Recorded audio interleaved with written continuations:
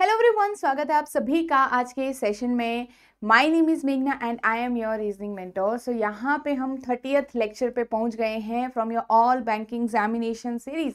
और यहाँ पे हम क्वांट्स, रीजनिंग एंड इंग्लिश की प्रैक्टिस करते हैं। मंडे टू फ्राइडे आपके पास ये सेशन आते हैं एट डिफरेंट टाइमिंग। एंड यहाँ पे जो रीजनिंग के सेशन का टाइमिंग है वो आपका 2 PM है। 2 PM पे आपको ये सेशन मिलते हैं और उसके बाद आपको यहाँ पे से खुद से प्रैक्टिस करनी होती है। देखिए कि आप इन क्वेश्चंस को सॉल्व कर पा रहे हैं, नहीं कर पा रहे हैं। अगर आप एक बिगिनर हैं तो आपके लिए तब भी ये सेशन बहुत यूजफुल रहेंगे। यहाँ से हमें सीखने को मिलेगा कि what should be the right approach and how we are going to tackle the conditions given in the arrangement in the puzzles. ठीक है।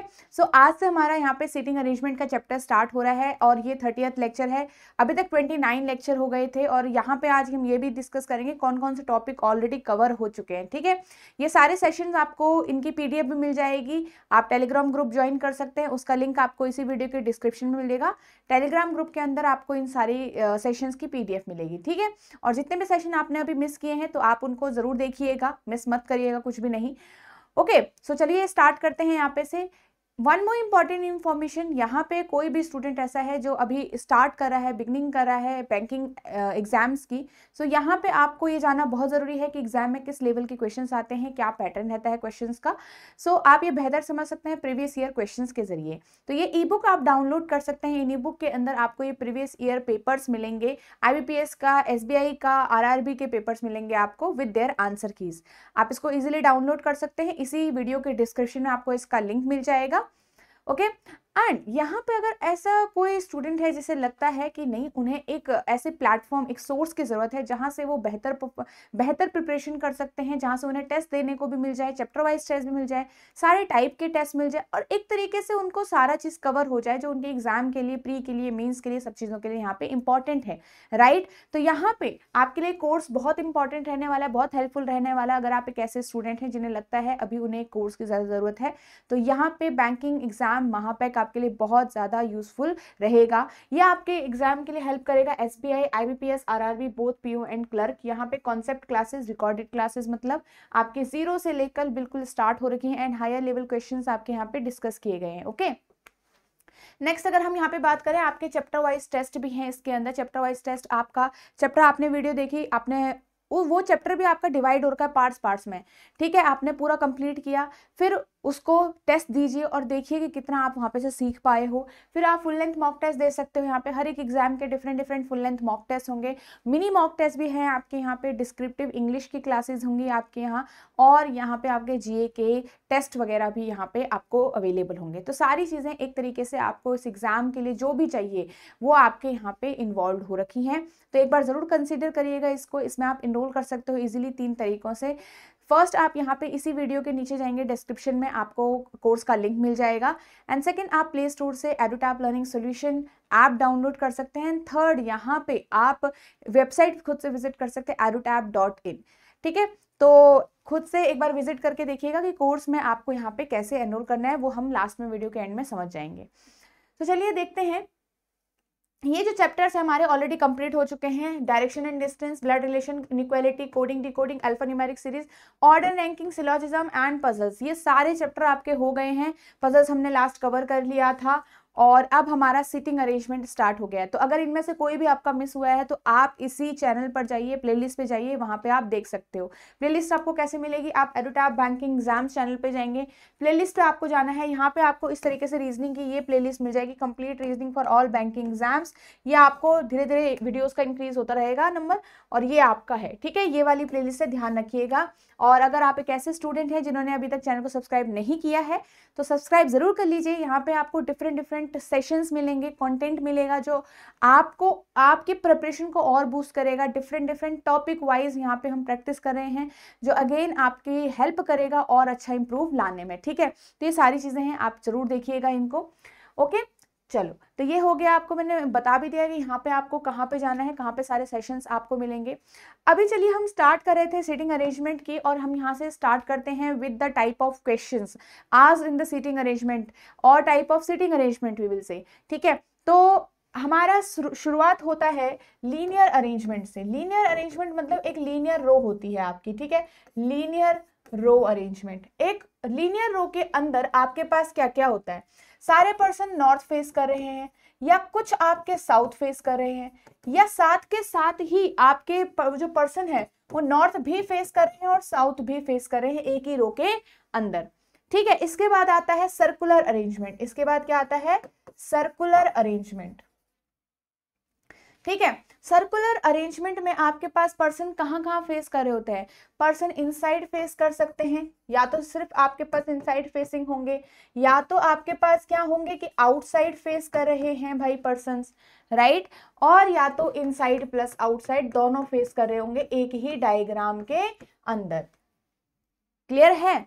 और इसके बाद सर्कुलर अरेंजमेंट के बाद आपके पास आता है एक पैरेलल अरेंजमेंट। क्या आता है, एक आता है पैरेलल अरेंजमेंट, जिसमें आपके पर्सन जो हैं वो क्या एक दूसरे की तरफ फेस कर रहे होते हैं या फिर एक दूसरे के आगे पीछे खड़े हो रखे होते हैं। ठीक है, तो पैरेलल अरेंजमेंट 2 रोज हमारे पास प्रीलिम्स के लिए इंपॉर्टेंट होता है। क्लियर है। नेक्स्ट, अगर हम यहाँ पे ये 2 रोज हमारे पास प्रीलिम्स के लिए इंपॉर्टेंट होता है, एंड अगर मल्टीपल रो आ रही है, मोर देन 2 रोज अगर आती हैं, तो मोर देन 2 रोज हमारे पास किस में आती हैं, मेंस के लिए आती हैं। कहाँ आती हैं, मेंस के लिए आती हैं, याद रखिएगा। ओके, नेक्स्ट बात करते हैं square shape arrangement. Square shape arrangement में ऑल फेसिंग इनसाइड और आउटसाइड और प्लस, यहाँ पे ज्यादातर जो क्वेश्चन आपका जनरली आता है वो इनसाइड प्लस आउटसाइड का आता है, क्योंकि यहाँ पे कहते हैं कि कॉर्नर वाले पर्सन या तो इनसाइड हैं या तो मिड वाले पर्सन आउटसाइड हैं, डिफरेंट होता है। ठीक है, वाइस वर्सा। नेक्स्ट आपके पास आता है यहाँ पे rectangular base arrangement. Again inside outside कुछ भी हो सकता है, ज्यादातर ये प्री में नहीं पूछा जाता है, but still we will practice it. Next आपके हो गया ट्राइंगल बेस अरेंजमेंट, जो ज्यादातर ये आपके तीनों शेप ज्यादातर पूछा जाता है। कई बार आपको पेंटागोनल शेप वाले भी अरेंजमेंट आ सकती है। अब यहाँ पे ऐसा कुछ है नहीं कि नया कुछ सीखने को मिलेगा आपको, इसमें नया कुछ अप्रोच रखनी पड़ती है। जो चीजें यहाँ सीख के आ रहे हो वही यहाँ पे भी अप्लाई होता है। एक तरीके से सर्कुलर डायग्राम है, सिंपल पेंटागोनल शेप जिसमें आपके कॉर्नर पे या मिड पे कहीं पे भी पर्सन बैठे होंगे, ऑक्टागोनल शेप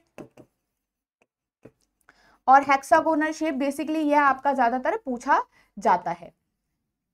क्लियर है।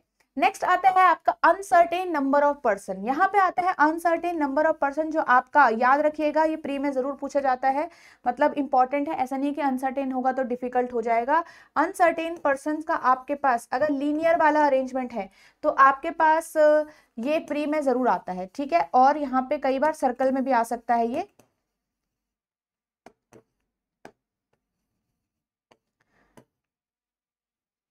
क्लियर है।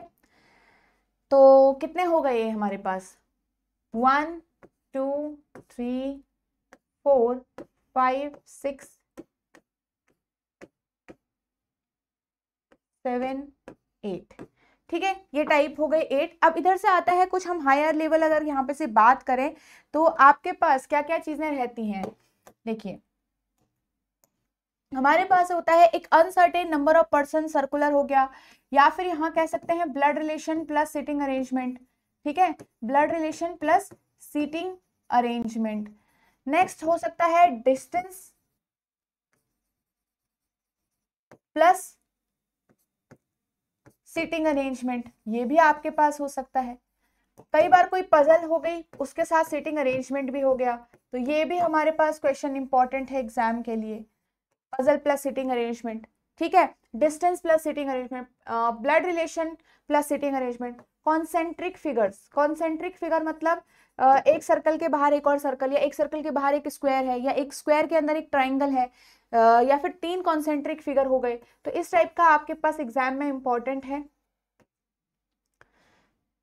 कुछ मिक्स टाइप के आ गए, सपोज कुछ इनइक्वालिटी की फॉर्म में, कुछ कोड की फॉर्म में आपके पास अरेंजमेंट आ गई एंड देन आपके पास उसको अरेंज करना है, तो ये थोड़ा सा लॉजिकल सीटिंग अरेंजमेंट में आ जाएगा कि कुछ different there can be different type of arrangements. Okay, तो यहाँ पे हम मिसलेनियस बोल सकते हैं इसको, मिसलेनियस टाइप के भी क्वेश्चन यहाँ पे आपके आ सकते हैं जो आपके मिक्सचर हो सकते हैं। ठीक है, और क्या क्या इसमें हमारा रह रहा है, हमारे पास मल्टीपल पैरेलल रोज मैंने यहाँ पे डाल ही दिया है, अनसर्टेन नंबर ऑफ पर्संस का मैंने यहाँ पे रख ही दिया है, ठीक है। मैक्सिमम डेटा भी आपका यहाँ पे आ सकता है, ये चीज का आप ध्यान रखिएगा, ओके।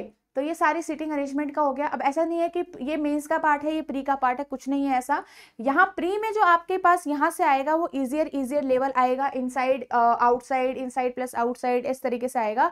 ज्यादातर जो डेटा आपके पास मैक्स मतलब जो डेटा कंफ्यूजिंग होगा, थोड़ा सा लार्ज डेटा होगा, यहीं से, ऐसा कुछ नहीं है कि लीनियर अरेंजमेंट आपका यहाँ नहीं आ सकता, आ सकता है, मेंस के लिए भी आ सकता है और प्री के लिए भी आ सकता है, but yes level of condition में, लेवल में थोड़ा सा चेंजेस होंगे, ये चीज ध्यान रखिएगा, ओके।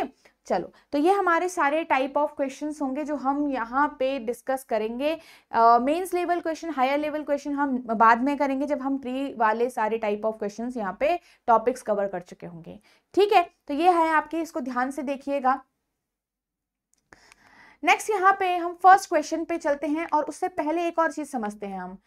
एक चीज समझिएगा, यहाँ पे अगर हमारा जैसे सीटिंग अरेंजमेंट का चैप्टर, राइट, सीटिंग अरेंजमेंट के चैप्टर में हमें क्या करना होता है कि नॉर्थ साउथ ये सब कुछ समझना होता है। तो सबसे पहले नॉर्थ साउथ का समझ लेंगे, ठीक है। अगर कोई पर्सन यहाँ पे नॉर्थ फेस कर रहा है तो उसका राइट डायरेक्शन ये वाला है, ये हम डायरेक्शन एंड डिस्टेंस के चैप्टर में पढ़ते हैं, और उसका लेफ्ट डायरेक्शन ये वाला है। याद रखिएगा, जब नॉर्मल एक लीनियर रो है जिसमें सारे पर्सन नॉर्थ की तरफ फेस कर रहे हैं, तो आपकी लेफ्ट हैंड साइड वाली जो साइड होगी वो लेफ्ट एंड होगा। कौन, क्या होगा, लेफ्ट एंड होगा। अगर सारे पर्सन नॉर्थ की तरफ फेस कर रहे हैं तो ये वाला जो साइड होगा, मतलब आपका लेफ्ट हैंड, ये एक लेफ्ट एंड की तरफ बताएगा, और ये वाला जो साइड होगा वो आपका राइट एंड की तरफ बताएगा। बट अगर यहाँ पे याद रखिएगा, क्योंकि हम इन पर्सन्स के हिसाब से एंड की बात बताते हैं, अगर सारे के सारे पर्सन साउथ फेस कर रहे होंगे तो अब की बार लेफ्ट एंड ये होगा, क्योंकि उनके हिसाब से लेफ्ट एंड तो यही है, और राइट एंड कौन सा होगा, ये वाला होगा। ये चीज याद रखिएगा, यही कई बार हम कंफ्यूज हो जाते हैं, भूल चुके होते हैं, यहाँ हमने नहीं पढ़ा होता है। अगर person south plus north face कर रहे हैं किसी रो के अंदर, तो यहाँ पे अब यही लेफ्ट एंड होगा और यही आपका राइट एंड होगा, ये चीज आप ध्यान रखिएगा, ठीक है। तो ये सारी बातें हैं, ये कुछ बेसिक्स चीजें हैं जो आपको याद रखनी है। अगर मेरे पास यहाँ पे आ जाता है, कई बार अगर मेरे पास आ गया कि what suppose A is second to right of B, तो आप कैसे करोगे, तो सबसे पहले बी को रखोगे कि जिसके रिस्पेक्ट में है उसे रखना है, बी के सेकंड टू राइट, तो बी के राइट साइड काउंट करोगे तो 1, एंड सेकंड पोजीशन पे आप ए को रखोगे। जैसे अगर मेरे पास ऐसा हो गया बी और 1 2 3, तो हम बी के रेस्पेक्ट में ए को क्या कहेंगे, बी से 1 2 3, 32 राइट डायरेक्शन में ए है, 32 राइट डायरेक्शन में ए है।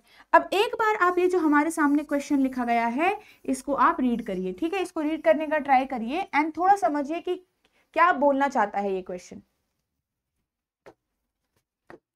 चल देखो, 8 फ्रेंड्स हैं हमारे पास, are sitting in a straight line facing the north, north की तरफ फेस कर रहे हैं। अब यहाँ पे से आपके पास है कि not necessarily in the same order, ये जो आपके पास नेमिंग दी गई है जरूरी नहीं है कि ऑर्डर यही गिवन हो रखा होगा, मतलब ए बी सी डी ऐसे ही बैठे होंगे, कहीं पे भी कोई भी बैठ सकता है। आपको लेफ्ट एंड का बताया मैंने, राइट एंड का बताया मैंने, है ना, एक्सट्रीम एंड भी बोलते हैं उनको, एक्सट्रीम पोजीशंस भी बोलते हैं, जो आपकी कोने में होंगी, कॉर्नर में होंगी। Next, D is second to right of F, अगर D second to right of F है, अगर मैं इसको शॉर्ट फॉर्म में लिखना चाहूँ यहाँ पे तो कैसे लिखूंगी, F के सेकेंड टू राइट। अब क्योंकि सारे पर्सन नॉर्थ ही फेस करेंगे तो वैसे एरो बनाने की जरूरत तो नहीं है, बट आपको पता है ये नॉर्थ फेस कर रहा है तो इसका राइट डायरेक्शन में ये होगा, राइट। चलो नेक्स्ट देखो, G is second to right of C, अब C के सेकेंड टू राइट कौन है, G है। अब अगेन C आपका नॉर्थ फेस कर रहा है तो सेकेंड टू राइट हमारे पास यहाँ पे कौन है, G है। अगर सारे के सारे पर्सन नॉर्थ फेस करते हैं तो हमें इतना बनाने की जरूरत नहीं है, हम सीधे समझ सकते हैं कि C और G की अरेंजमेंट ऐसी ही होगी। J is second to right of C, अब C is second to right of D। अब यहाँ पे D की इंफॉर्मेशन मुझे पता है, अब हम सीधे ना पूरे 8 पर्संस का फ्रेम नहीं बना देते हैं, रो में पूरा फ्रेम नहीं बनाना एकदम से, आपको जो जो अरेंजमेंट मिलती रहेगी वो यहाँ पे आप डालते रहोगे। जैसे कि अब देखो F ये ऐसे था, यहाँ पे D आ जाएगा, सारे ही नॉर्थ फेसिंग हैं। एफ के सेकंड टू राइट डी आ गया, सेम टू सेम मैंने अरेंजमेंट ऐसे बना दी। अब डी के देखो, डी के सेकंड टू राइट सी है, C is the second to right of D, तो इसके सेकंड टू राइट सी आपके पास यहाँ पे आ जाएगा कि नहीं आएगा? आ जाएगा। सी आ गया तो जी भी आ जाएगा, सी और जी आपके पास यहाँ पे आ जाएगा second to right as you can see. अब उसने कहा कि D is fifth to left of H, D जो है वो fifth to left of H है। इसको थोड़ा इधर की साइड बना देती हूँ मैं, क्योंकि वो उधर जा रहा है काफी। ठीक है, कुछ नहीं कर रही मैं, ये डायग्राम को यहाँ पे बना रही हूँ।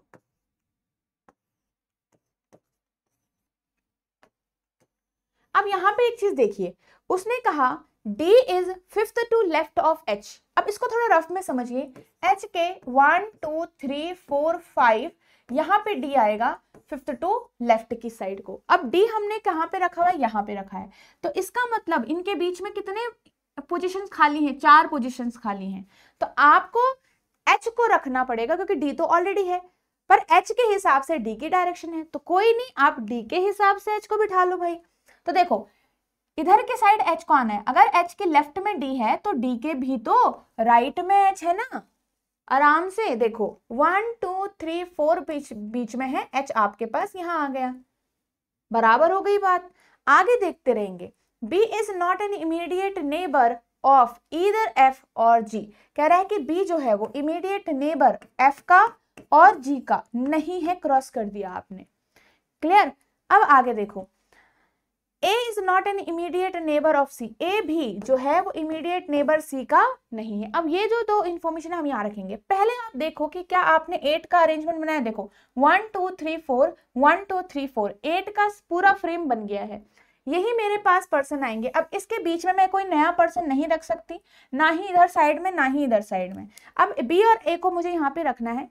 B के लिए कहा कि ना ही वो F का नेबर है ना ही वो G का नेबर है, तो B यहाँ पे आ जाएगा। देखो ये पोजीशन B के लिए नहीं है, खाली जो है ये भी सही नहीं है, ये भी सही नहीं है, क्योंकि G और F का नेबर नहीं है।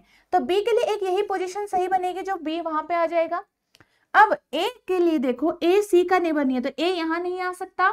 अब A के लिए ये वाली जगह बच गई, तो A आपने यहाँ डाल दिया। अब एक ही पर्सन बचा है, एक ही पोजीशन बची है, तो E को आपने यहाँ पे रख दिया। हो गए हमारे सारे पर्सन अरेंज। तो इस तरीके से आप क्वेश्चंस को अप्रोच करते हो। ठीक है, तो ये जो the style of approaching the question can decrease your time, ये चीज याद रखिएगा। टाइम जो हमें 1-2 मिनट ज्यादा लगेगा या कम लगेगा, वो इसी हिसाब से भी लग सकता है कि हम क्वेश्चन कैसे समझ रहे हैं, कैसे अरेंज कर पा रहे हैं। ओके, चलिए अब इसके बेस पे जो क्वेश्चन होंगे उनको ट्राई करते हैं सॉल्व करने का। what is E's position with respect to F? E की क्या पोजीशन होगी F के रेस्पेक्ट में? अब F के रेस्पेक्ट में पूछे तो F से E की तरफ देखना पड़ेगा। देखो अब हमारे पास यहाँ पे F यहाँ है, तो F के रेस्पेक्ट में E कहाँ है? तो 1 2 3 4 5 फिफ्थ पोजीशन पे, towards right of F, right fifth position है ये, तो फिफ्थ टू द राइट आप लिखोगे। इसको कितना लिखोगे? Fifth to the right. अब फिफ्थ टू द राइट तो आपके पास है नहीं, राइट ये तो है नहीं, तो आपके पास आंसर में क्या आ जाएगा? None of these. नेक्स्ट कहा गया है कि choose from the following pair of people the one pair that represent the set of people sitting at the extreme and of the line. Simple कहा गया है कि इस ऑप्शंस में कौन से दो पर्सन एक्सट्रीम एंड पे बैठे। एक्सट्रीम मतलब ये जो मैंने आपको बताया था, एक एंड ये है एक एंड ये है, इसी को हम एक्सट्रीम एंड बोलेंगे। F और H हमारे एक्सट्रीम पे बैठे हुए हैं, तो पेयर कौन सा करेक्ट होगा? FH का पेयर यहाँ पे से करेक्ट आंसर होगा। नेक्स्ट देखिए, third to left of B कौन बैठा है? तो B के थर्ड टू लेफ्ट देखो 1 2 एंड यहाँ पे कौन बैठा हुआ है? ये रहा B 1 2 एंड 3। थर्ड के साइड B के लेफ्ट में थर्ड के साइड पे कौन बैठा है? थर्ड पोजीशन पे F बैठा है, मेरा आंसर हो जाएगा F। ओके चलो, third to right of C कौन बैठा है? C ये रहा 1 2 3, कौन बैठा है? H बैठा है, तो आंसर विल बी H। इसको देखते हैं, कहा गया है 4 of the following 5 pairs of people are alike in a certain way, इनमें से ये कुछ ग्रुप जो है वो सेम होंगे 4, बट एक इनमें से अलग होगा जो ग्रुप से अलग होगा। आपको बताना है कि which one of the following pairs of the people does not belong to that group. इसका मतलब वो पेयर आपको फाइंड आउट करना है जो इन ऑप्शंस में से अलग रिलेशन यहाँ पे शो करेगा। तो पहले देखिए कैसे रिलेट हो रखे हैं। अब ए और डी दो पर्सन आपको गिवन हो रखे हैं, दोनों पर्सन के बीच में यहाँ पे क्या रिलेशन लग रखा है वो देखना है। देखो ए डी एफ और ए, तो ये दोनों तो नेबर हैं, ये भी नेबर है ये भी नेबर है, तो हो सकता है यहाँ पे नेबरहुड का रिलेशन हो। बी और सी को देखो, बी और सी भी नेबर है, तो ये तीनों ही नेबर वाला यहाँ पे रिलेशन दिखा रहे हैं। ए और बी नहीं, ए और बी नेबर नहीं है, और डी और बी तो नेबर है, तो यहाँ पे डी और बी भी नेबर है, सिर्फ यही है जो नेबर या फिर एडजेसेंट नहीं है, नॉट एडजेसेंट। एडजेसेंट का मतलब हमने सीखा था पजल्स में, यहाँ पे एडजेसेंट मतलब होता है बगल पे नहीं है, नियर नहीं है, पास में नहीं है, ठीक है। एडजेसेंट का मतलब नेबर। ओके, नेक्स्ट देखेंगे यहाँ पे नेक्स्ट क्वेश्चन। इसको एक बार रीड करिए। ओके, रीड किया आपने। 7 पर्सन है हमारे पास, are sitting in a straight line facing the north direction. सब नॉर्थ में फेस कर रहे हैं in the same order, not in the same order.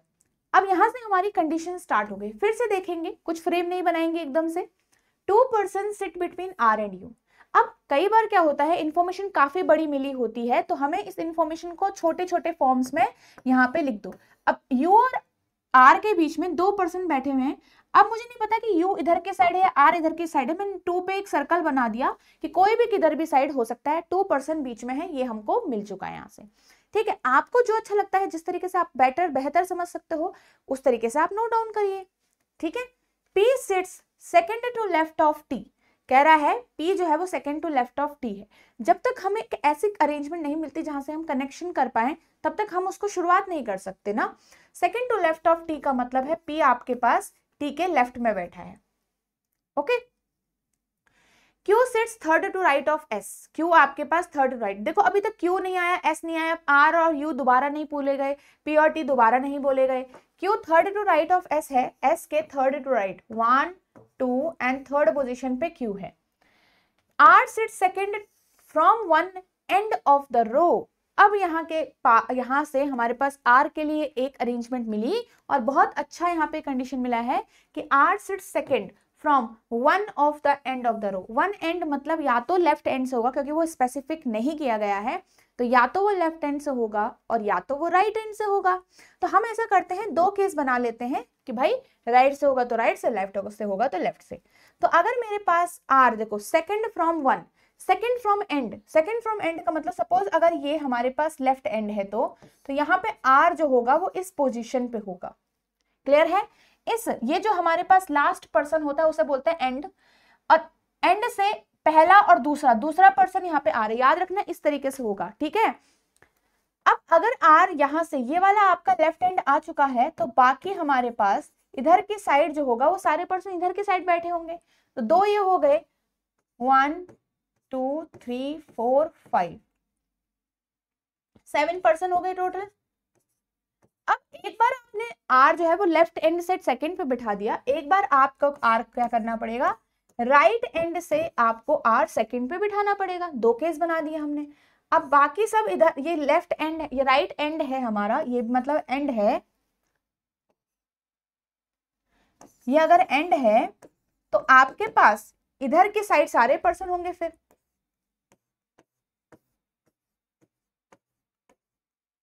ठीक है, अब आगे देखो, यहां से एक एक करके हम इनको फिल करते हैं। R और U के बीच में अब 2 पर्सन, वापस जाएंगे ना, अब हमें दोबारा रीड नहीं करना पड़ेगा, हम यहीं से देख लेंगे। R और U के बीच में मेरे पास 2 पर्सन है। सिमिलरली R और U के बीच में मेरे पास 2 पर्सन है, रख दिया आपने। अब आगे देखो, neither T nor S sits adjacent to U। कह रहा है कि ना ही T जो है वो U के एडजेसेंट है, nor S sits adjacent to U, मतलब S भी U के एडजेसेंट नहीं है। एडजेसेंट मतलब ये नेबर करके मैंने ऐसे स्लैश बनाया और उस पर क्रॉस कर दिया, तो हम समझ गए कि नेबर नहीं है। अब आपके पास इंफॉर्मेशन में S और Q गिवन हो रखा है, इसको देखते हैं। और चलो नेक्स्ट, एस जो है यू के बगल में नहीं आएगा, ये चीज ध्यान रखना। तो अगर मेरे पास एस यहाँ होता है, एक एक करके चेक करना पड़ेगा हर एक केस में, और हर बार आप पॉसिबिलिटी बना नहीं सकते हो, थोड़ा बहुत यहीं से चेक करो। एस यहाँ रखा होगा, सपोज मन में देखो 1 2 3, क्यों यहाँ आ सकता है, बिल्कुल करेक्ट है। तो एस की ये पोजीशन करेक्ट आ रही है। एस क्या यहाँ रख सकते हो, नहीं, एस यू का नेबर नहीं है। एस यहाँ रख सकते हो, नहीं, एस यू का नेबर नहीं। क्या एस यहाँ रख सकते हो, बिल्कुल रख सकते हैं, पर एस से 1 2 और थर्ड पोजीशन पे क्यों आना चाहिए था, जो कि नहीं आ रहा है। तो एस की यहाँ से इधर की साइड सारी पोजीशन गलत हो जाएगी, क्योंकि क्यू को आप रख नहीं पाओगे। तो एस की एक ही सही पोजीशन बन पाएगी, ये वाली, तो यहाँ पे रख दो। क्लियर है? ऐसे करके हमने चेक किया। ऊपर वाले केस में भी एस यहां रख सकते हो, तो 1 2 3 क्यू आ सकता है, और एस के लिए ये पोजीशन करेक्ट है अभी के लिए। हमको अभी नहीं पता कि एग्जैक्ट यहाँ पे आएगा या नहीं आएगा। एस यहाँ पे रखोगे तो 1 2 3 क्यू आ सकता है, ये भी करेक्ट है भाई। ठीक है, चलो आगे देखें। एस यहाँ पे नहीं रख सकते, एस यहाँ नहीं रख सकते, यहाँ नहीं रख सकते। अब ऊपर वाले केस में क्या हुआ है कि 2 एस की पोजीशन बन गई। तो हम ऐसा करते हैं, यहाँ से 2 केस बना लेते हैं, हमारे लिए क्लैरिटी रहेगी। आपको मैं बस सिखाने के पर्पज से कर रही हूँ, वरना यहीं से हम सॉल्व कर सकते हैं, इसको कोई दिक्कत की बात नहीं है। तो कई बार जैसे लीनियर अरेंजमेंट हो गई और आपके 2 केस बनने हो गए, है ना, और आपको चाहिए कि नहीं मेरे को जल्दी करना है, मेरे को दूसरा केस नहीं बनाना है, तो ये लाइन मार्क करने में थोड़ा टाइम लग रहा है हमको। हम क्या करेंगे, इसी को ऊपर की साइड लिख देंगे। जैसे आर तो यही था मेरे पास, आर तो यही था, एस की 2 पोजीशन आ रही है, राइट, आर और यू वही थे, एस की 2 पोजीशन। तो एक बार एस को आप ऐसा करिए, यहाँ पे एस को एक बार यहां रख लीजिए, 1 सेकेंड, एस को एक बार यहां रख लीजिए, इसमें एस को यहां रख लीजिए भाई। एक ही रो के अंदर 2 केस आपने बना लिए। क्लियर है? आपने तो अपने लिए बनाना है, तो आपको तो समझ आ जाएगा कि आपने क्या किया हुआ है। ठीक है, अब देखो आगे, यहां पे पी और टी को अब रखो, पी और टी बचा था हमारे पास। ठीक है, अब देखते हैं इसमें पी और टी ऐसे दिखने चाहिए। तो यहाँ पे अगर मैं P रखूंगी तो यहाँ पे T हो जाएगा, T आपका U का नेबर नहीं है।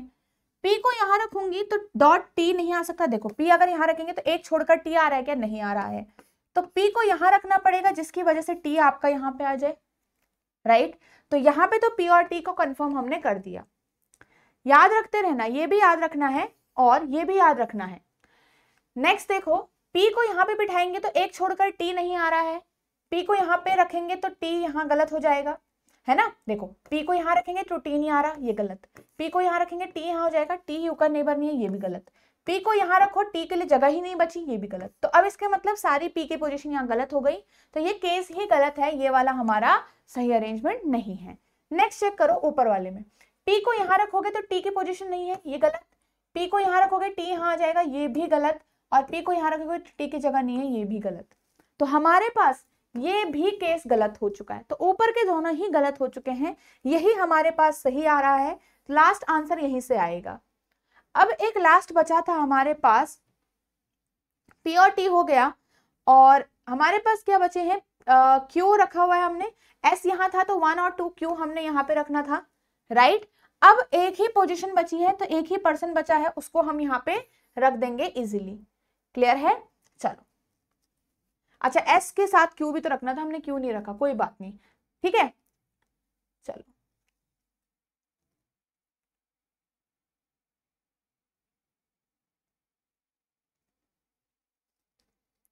तो ये हमारा फाइनल आंसर आ चुका है। क्वेश्चन देखिए, Q sits adjacent to dash and dash, 2 neighbour होंगे Q के यहाँ पे, तो देखो U और P, तो आंसर में आएगा U एंड P।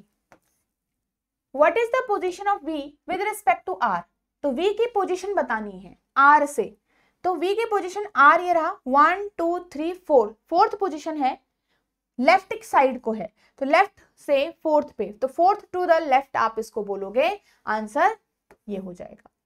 नेक्स्ट देखिए, how many person sit between P and S, P और S के बीच में, तो 1 2 3 पर्सन, तो 3 आपके पास यहां जाएगा। If T is related to R, किसी भी रिलेशन से हो रहा हो, तो T अगर R से रिलेट करता है तो S किससे रिलेट करेगा, तो देखो पहले T का क्या रिलेशन है, T के लेफ्ट, T के इमीडिएट लेफ्ट पे, T के इमीडिएट लेफ्ट पे आपके पास R है, ठीक है ना। ऐसे कहा गया T is related to R in the same way S is related to, हम बोल सकते हैं T का जो नेबर है वो R है, तो S का नेबर यहाँ पे V हो जाएगा, answer will be V option, ठीक है, मतलब V। Which of the following statement are true, इनमें से स्टेटमेंट ट्रू कौन है? S और T यहाँ पे एंड पे बैठे हैं, बिल्कुल। V इमीडिएट लेफ्ट है यूके, यस ये भी ठीक है। More than 2 person between R and S, R और S के बीच में 2 से ज्यादा पर्सन है, यस 2 से ज्यादा पर्सन है, तो सारे के सारे ट्रू आ गए, तो ऑल आर ट्रू। तो इस तरीके से हमने मेहनत ज्यादातर हमारी पैराग्राफ में होगी और लास्ट में हमें यहाँ पे आंसर करना होता है। क्लियर है? चलिए आगे बढ़े यहाँ पे से। इस एक क्वेश्चन को देखिए एक बार।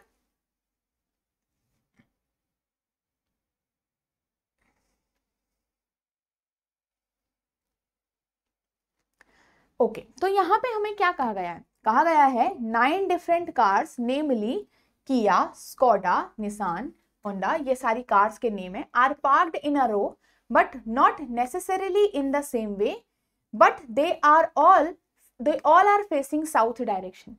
कहाँ की तरफ फेस कर रहे हैं? साउथ की तरफ फेस कर रहे हैं। किसकी तरफ? साउथ की तरफ। अब हम क्या करेंगे? पहले क्या अरेंजमेंट बना देंगे? बिल्कुल नहीं, हम इंफॉर्मेशन पढ़ेंगे। याद रखना, अब साउथ की तरफ फेस कर रहे हैं तो राइट एंड लेफ्ट का हिसाब पता होना चाहिए। ये आपका राइट है और ये आपका लेफ्ट है, उसी हिसाब से ये राइट एंड होगा इस साइड को और लेफ्ट एंड होगा इस साइड को। क्लियर है? चल, Honda is parked in the middle of the row, 2 car are parked between Skoda and Honda. अब होंडा के हिसाब से हमारे पास 2 कंडीशंस आ गई। तो सबसे पहले तो होंडा की एक फिक्स्ड पोजीशन आ गई मिडिल ऑफ द रो। अब यहाँ पे 9 पर्सन है, आपने देखा होगा 9 पर्सन, तो 9 में हमारे पास मिडिल 5th पोजीशन वाला पर्सन आ जाएगा। देखो तो यहाँ पे 1 2 3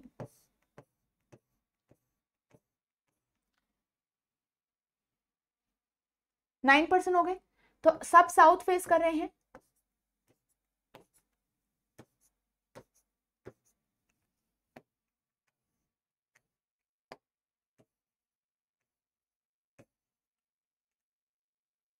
ठीक है, सारे साउथ हो गए। अब होंडा जो है वो मिड में है, तो होंडा मिड में यहाँ पे रख दो आप इस वाली पोजीशन पे, तो यहाँ पे कौन आ जाएगा? होंडा। क्लियर? अब होंडा और स्कोडा के बीच में 2 कार हैं, तो स्कोडा 1 2 इधर के साइड भी आ सकता है, राइट, और 1 2 स्कोडा इधर के साइड। 2 पोजीशन हो सकती है ना स्कोडा की, क्योंकि दोनों साइड को 2 पर्सन छोड़ के 2 कार छोड़ के स्कोडा पार्क हो सकता है। Tata is parked immediate left of Nissan, तो immediate left of Nissan is Tata. Clear है? अभी हम इसको कहीं पे भी नहीं रख सकते क्योंकि बहुत सारी पोजीशंस हैं। BMW is kept second to the right of Skoda. अब BMW जो है वो second to right of Skoda है। अब ध्यान से देखो, second to right of Skoda, अब आपको पता सारे क्या है? साउथ की तरफ फेस कर रहे हैं, ठीक है। इसमें भी निशान के इमीडिएट लेफ्ट है, तो इमीडिएट लेफ्ट आपके पास टाटा इस टाइप से हो जाएगा, ठीक है, इसके इमीडिएट लेफ्ट, राइट। तो हमारे पास क्योंकि ये साउथ में फेस कर रहे हैं तो इमीडिएट लेफ्ट तो इधर ही होगा। अब स्कोडा के BMW is kept second to right. अब स्कोडा साउथ फेस कर रहा है, इसका राइट डायरेक्शन इधर की साइड होगा, तो यहाँ पे हमारे पास BMW वाली गाड़ी आ जाएगी। अब आपको पता है स्कोडा के इस साइड को हमारे पास 2 पोजीशन खाली होनी चाहिए। अगर मैंने स्कोडा यहाँ रखा तो इस साइड को क्या 2 पोजीशन खाली है? नहीं, तो गलत हो जाएगा ना, BMW तो आ ही नहीं पाएगा। देखो स्कोडा अगर राइट में है, स्कोडा के राइट में सेकंड टू राइट पे BMW, तो अगर स्कोडा यहाँ हुआ तो यहाँ पे BMW नहीं आ पाएगा, तो ये गलत हो जाएगी स्कोडा की पोजीशन। तो यहीं पे से आपको पता चल गया कि स्कोडा की यही पोजीशन क्या है? सही है। तो यहाँ पे आ गया स्कोडा और 1 और 2 यहाँ पे क्या आ जाएगा? BMW। ठीक है, चलो अब इसको हटा दो। नेक्स्ट देखेंगे निसान और टाटा को। देखो यहाँ पे कहीं पे भी अभी आ सकता है, इसको छोड़ दो। 4 car are parked between BMW and Nissan. अब BMW की हेल्प से हम निसान को रख सकते हैं। देखो 1 2 3 4 तो है ही नहीं, तो यहाँ तो आएगा नहीं। 1 2 3 4 और निसान आपके पास यहाँ पे आ गया। 4 कार BMW निसान के बीच में। निशान और टाटा का ये अरेंजमेंट था आपके पास, उसके इमीडिएट लेफ्ट में टाटा चाहिए, तो टाटा आपके पास यहाँ हो गया, राइट। नेक्स्ट देखो at 4 cars are parked between Skoda and Audi. अब एटलीस्ट 4 कार्स का क्या मतलब होगा, देखो स्कोडा और यहाँ पे कह रहा है कि स्कोडा और ऑडी के बीच में एटलीस्ट 4 कार तो होनी चाहिए। अब एटलीस्ट 4 का मतलब 4 हो सकती है, 4 से कम बिल्कुल भी नहीं हो सकती। क्या 4 से ज्यादा हो सकती है? यस, 5 भी हो सकती है, 6 भी हो सकती है, ठीक है। तो यहाँ पे कितने भी नंबर ऑफ कार्स अभी हमारे पास इनके आगे हो सकते हैं। 4 हो सकता है, 5 हो सकता है, 6 हो सकता है, 7 हो सकता है, ठीक है। तो number of cars between Skoda and Audi can be more than 4 and 4। तो एटलीस्ट 4 मतलब कम से कम 4 तो होनी चाहिए, 4 से कम नहीं चलेगा। अब हमारे पास स्कोडा ये है, तो इधर के साइड तो ऑडी गलत हो जाएगा। क्या ऑडी यहाँ आ सकता है? गलत हो जाएगा, क्योंकि 4 तो चाहिए। अब 1 2 3 यहाँ पे भी ऑडी नहीं आ सकता इस वाली पोजीशन। क्यों? क्योंकि 1 2 3 ही है, जबकि मिनिमम लिमिट ही 4 बोला है, एटलीस्ट 4 तो होनी चाहिए। तो ऑडी की एक यही पोजीशन खाली सही है। अब देखो 1 2 3 4 एटलीस्ट 4 तो यहाँ पे ऑडी और स्कोडा के बीच में खड़े हैं, ठीक है। नेक्स्ट देखिए कि Ford is not adjacent to Skoda. Ford जो है हमारे स्कोडा के अगल बगल नहीं है, तो यहाँ और यहाँ तो फोर्ड नहीं आएगा। फोर्ड की पोजीशन जो है वो आपकी यहाँ हो गई है। अब 2 गाड़ियां बची है और सारी कंडीशंस मेरे पास खत्म हो गई है। तो हमारे जो है ये जो टोयोटा वाला पार्ट है और एक क्या बचा है हमारे पास, किया। तो इन दोनों की जो पोजीशन है वो फिक्स नहीं हुई, क्योंकि कंडीशंस तो सारी खत्म हो गई और यहाँ पे हम कुछ फिक्स भी नहीं कर सकते।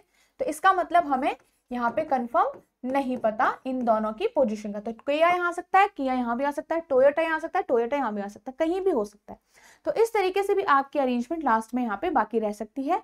और साउथ की अरेंजमेंट, साउथ फेसिंग पर्सन सारे के सारे हमने ऐसे अरेंज कर दिया, ठीक है।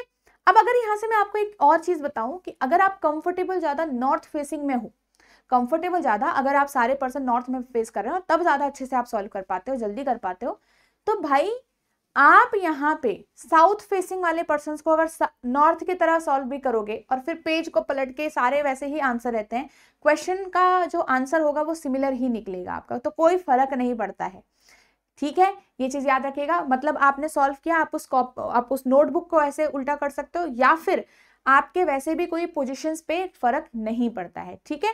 अगर सारे के सारे साउथ फेसिंग कर रहे हैं तो इट मींस कि आप इन साउथ फेसिंग को नॉर्थ की तरह भी बना सकते हो, कोई यहाँ पे चेंज नहीं आएगा। क्लियर है? एक बार ट्राई जरूर करिएगा घर पे कि सारे अगर मैं साउथ फेस करें बट स्टिल मैंने नॉर्थ के एरो के हिसाब से बना लिया, लेफ्ट और राइट मैंने अपने नॉर्थ के हिसाब से लिए हैं। क्वेश्चंस को देखेंगे, ये जो क्वेश्चन है, ठीक है, इसको होमवर्क में करना। और अभी तक यहाँ पे जितने भी हमने क्वेश्चन सॉल्व किए हैं, अगर आप एक बिगिनर हैं तो दोबारा से उसको सॉल्व करिए, ठीक है। ये वाला मैं आपको होमवर्क दे रही हूँ, इसको ध्यान दीजिएगा, ओके। चल, सो आई होप आपको आज का चैप्टर समझ में आ गया होगा। और सिटिंग अरेंजमेंट आज हमने स्टार्ट किया है, तो अब आपको यहाँ से सिटिंग अरेंजमेंट से डर भी नहीं लगेगा। और अब हम धीरे धीरे डिफरेंट टाइप ऑफ क्वेश्चंस यहाँ से अलग अलग दिन जो है सॉल्व करने वाले हैं, ओके। तो रेडी रहिएगा और कोई भी सेशन को मिस मत करिएगा, ये आप ही के लिए हेल्पफुल होगा, आप ही के लिए फायदेमंद होगा यहाँ पे। तो लाइक जरूर करिएगा सेशन को एंड कॉमेंट जरूर करिएगा गाइज। आपका जो भी यहाँ पे कॉमेंट फीडबैक रहता है जरूर शेयर करिएगा हमसे, ठीक है। तो लाइक एंड कॉमेंट का आपका वेट रहेगा। एंड यहाँ पे जो भी स्टूडेंट इंटरेस्टेड हैं to enroll in the course, आप वेबसाइट अगर विजिट कर रहे हैं और साथ में वेबसाइट विजिट करने के बाद यहाँ पे आप कोर्स में डेमो लेसन जो है वो भी लगा सकते हैं। आपको edutap.in के बाद बैंकिंग कोर्सेज पे जाना है। यहाँ पे बैंकिंग कोर्सेज पे आप जाएंगे, आपको ये कोर्स इस तरीके से विजिबल होगा, ठीक है। कोर्स इस तरीके से विजिबल होगा आपके पास। ये बाय नाउ पे जाके आप एनरोल करते हो। अभी यहाँ पे 70% का ऑफ चल रहा है। ये कई बार आपका 60% भी होता है, तो 70% आपके पास है, तो it is a good chance right now. No more पे आप जाएंगे तो यहाँ पे आपको डेमो लेसन मिलेंगे, ठीक है। ये आपके डेमो लेसन है, नीचे की साइड को आप इनको एक्सप्लोर करिए, ठीक है। And you can watch these demo lectures and then you can decide what is right and what is wrong for you, कि आपके लिए जो सिलेबस यहाँ पे दिख रहा है, जितने भी टॉपिक्स आपके कवर होने वाले हैं और जो भी यहाँ पे डिलीवरेबल्स मिल रहे हैं, क्या ये आपके लिए यूजफुल होंगे या फिर नहीं होंगे, और क्या आप इस कोर्स का अच्छे से यूज कर सकते हो अपनी प्रिपरेशन जर्नी के अंदर या फिर नहीं। तो ये आपके ऊपर है, जो भी आपको सही लगता है आप उस हिसाब से यहाँ पे देखिए, okay. So thank you so much everyone. This was the first lecture of seating arrangement. Next हम सीटिंग अरेंजमेंट पार्ट 2 पे मिलेंगे यहाँ पे, जिसमें हम लीनियर अरेंजमेंट में ही डिफरेंट टाइप ऑफ क्वेश्चंस और यहाँ पे डिस्कस करने वाले हैं, okay. So good day everyone.